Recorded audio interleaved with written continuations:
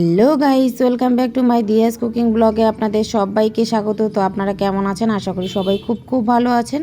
তো আমি একদমই ভালো ছিলাম না, তার কারণ আমার মেয়ের শরীরটা খুবই খারাপ। এখনও একটু সুস্থ হয়েছে, বাট পুরোপুরি সুস্থ হয়নি। তো আমি এই কয়েকদিন কন্টিনিউ ভিডিওগুলো আপলোড করতে পারিনি, তার জন্য সরি। তো আবার আমি নতুন করে ভিডিও আপলোড করব। তো যা যা রেসিপি করি সেটাই আপলোড করে দেব। তো দেখো, আমি বাজার থেকে প্রথমে একটা গোটা কাঁঠাল কিনে এনেছিলাম। তো সেটাকে আমি বাড়িতে কেটে নিলাম, আর কাটার সময় বাটিতে করে জল আর তেল মিক্স করে নিয়েছি, যাতে আঠাগুলো লেগে না যায় হাতে বা বটিতে না লাগে।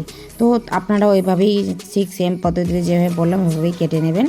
তো দেখুন, আমার কাঁঠালগুলো কাটা হয়ে গেছে। আর এই সিজনে প্রত্যেকের বাড়িতে কাঁঠালের সবজি হয়ে থাকে। তো আমি যেভাবে করছি আপনারা ঠিক এভাবে করে দেখবেন, আশা করি ভালো লাগবে। তো দেখুন, আমি প্রথমে একটা কড়া বসিয়ে দিয়েছি। তো এখানে আমি জল দিয়ে দিয়েছি। এবার এই জলগুলোর মধ্যে আমি দিয়ে দেবো হলো 1 চামচ হলুদ গুঁড়ো, আর দিয়ে দেবো হলো 1 চামচ নুন।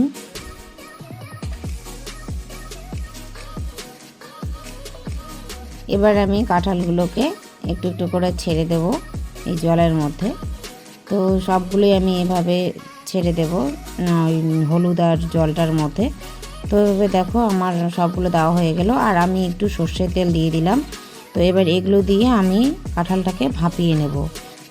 সর্ষের তেলটা দেওয়ার কারণটাই তাহলে কাঁঠালের আঠাগুলো কড়া বা খুন্তির মধ্যে যেটুকু আটা থাকবে লেগে যাবে না। তো এবার ভাপিয়ে নেওয়ার জন্য আমি 10 মিনিট ঢেকে রেখে দেব। তো 10 মিনিট পরে আমরা ফিরে আসছি। তো দেখো, আমার ভাপানো হয়ে গেছে, ফুটে উঠেছে। তো এবার আমি গ্যাসটা অফ করে দেব। দেখো, হয়ে গেছে।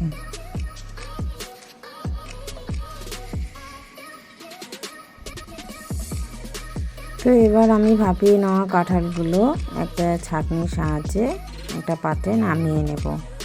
সবগুলো আস্তে আস্তে আমি নামিয়ে নেব।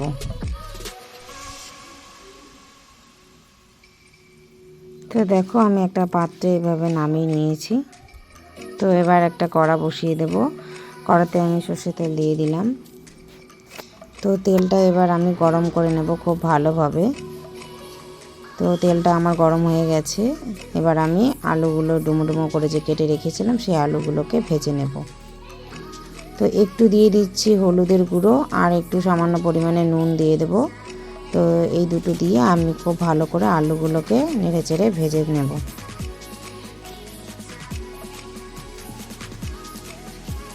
তো দেখো, আমার ভাজা হয়ে গেছে। এবার আমি আলুগুলোকে তুলে নিচ্ছি। তো এবার কড়াইতে যে তেলটা আছে ওই তেলটার মধ্যে আমি কাঁঠালগুলো দিয়ে কাঁঠালগুলো ভেজে নেব।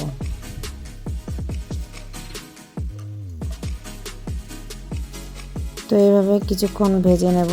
তো দেখো, আমার কাঁঠালগুলো প্রায় ভাজা হয়ে গেছে। তো এবার আমি এই ভাজা কাঁঠালগুলোকে তুলে নেব। তো আমি এখানে দেখো আদা কিছু কুচিয়ে নিয়েছি, রসুন আর কাঁচা লঙ্কা নিয়ে নিয়েছি। এবার এগুলোকে শিলনোড়ায় বেটে নিলাম। এবার একটা বাটির মধ্যে 1 চামচ নুন পরিমাণ মতো, আর 1 চামচ হলুদ গুঁড়ো। এবার দিয়ে দেব হলো লঙ্কা গুঁড়ো 1 চামচ মতো, আর দিয়ে দেবো হলো 1 চামচ জিরের গুঁড়ো। তো এগুলো দিয়ে জল দিয়ে আমি খুব ভালো করে মিক্সড করে নেব মশলাটাকে। দেখো, আমার মেশানো হয়ে গেছে।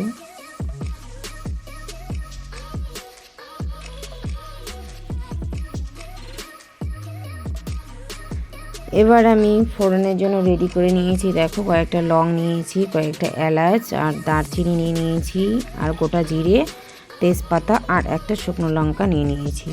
তো এগুলো ফোড়নে আমি দেব। আর এখানে নিয়ে নিয়েছি 2টো পেঁয়াজ বড় কুচিয়ে নিয়ে নিয়েছি, আর নিয়ে নিয়েছি এখানে 2টো টমেটো কুচিয়ে নিয়েছি, আর এখানে পেঁয়াজ বেটে নিয়েছি, আর এখানে আদা রসুন আর কাঁচা লঙ্কা শিলনোড়ায় বেটে নিয়েছি, আর এখানে কয়েকটা কাঁচা লঙ্কা নিয়ে নিয়েছি। তো এবার আমি কড়া বসিয়ে দিলাম, আর এবার সর্ষের তেল দিয়ে দিলাম। তেলটা গরম হয়ে গেলে আমি এখানে ফোড়ন দিয়ে দিচ্ছি দারচিনি 2টো, আর কয়েকটা এলাচ, শুকনো লঙ্কা একটা, লবঙ্গ, আর দিয়ে দিলাম তেজপাতা, আর এবার সবশেষে দিয়ে দেব জিরে গোটা। এবার এগুলো দিয়ে খুব ভালো করে নেড়ে চেড়ে আমি একটু ভাজা ভাজা করে নেব।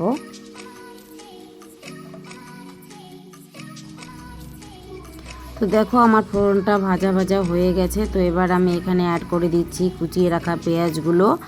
তো পেঁয়াজগুলো দিয়েও আমি খুব ভালো করে নেড়ে চেড়ে নেব, লাল লাল হয়ে যাওয়া অবধি।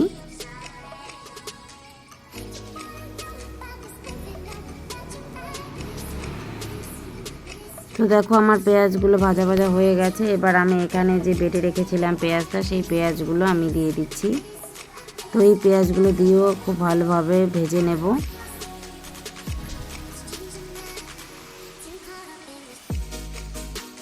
এভাবে ভাজতে ভাজতে যখন কালারটা লাল হয়ে আসবে, তেলটা বেরিয়ে যাবে, ততক্ষণ অবধি আমি খুব ভালো করে ভেজে নেব।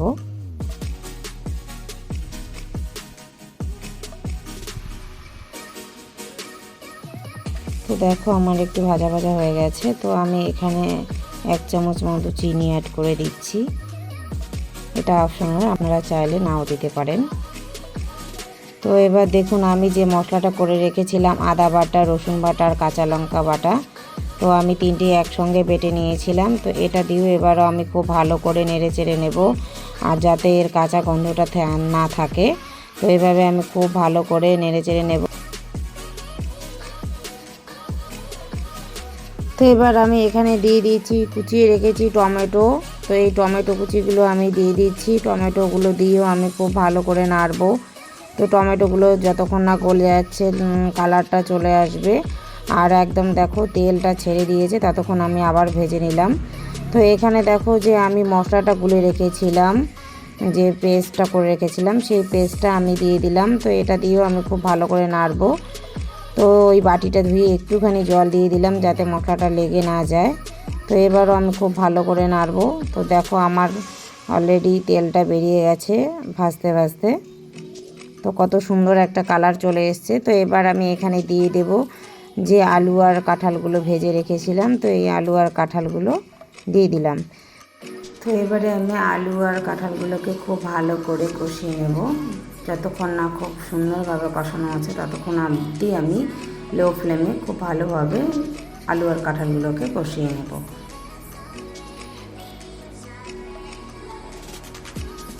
তো দেখো এইভাবে কষাতে থাকবো, 10 মিনিট ধরে আমি কষালাম এইভাবে।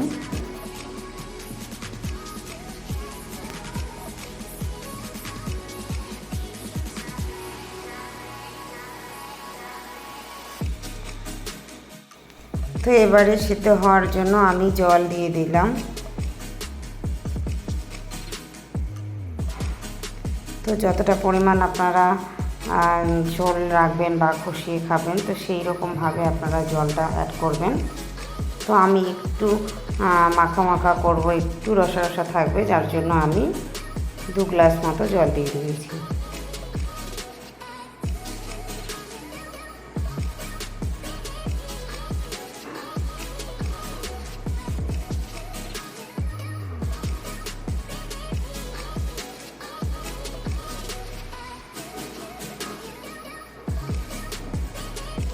তো এবার আমি ঢেকে দেব 5 মিনিট।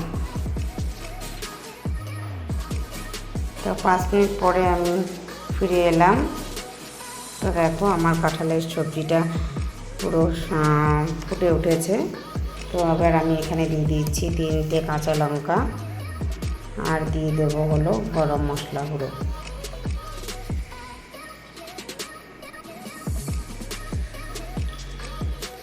আর নামানোর আগ মুহূর্তে আমি দিয়ে দিচ্ছি 1 চামচ মতো ঘি।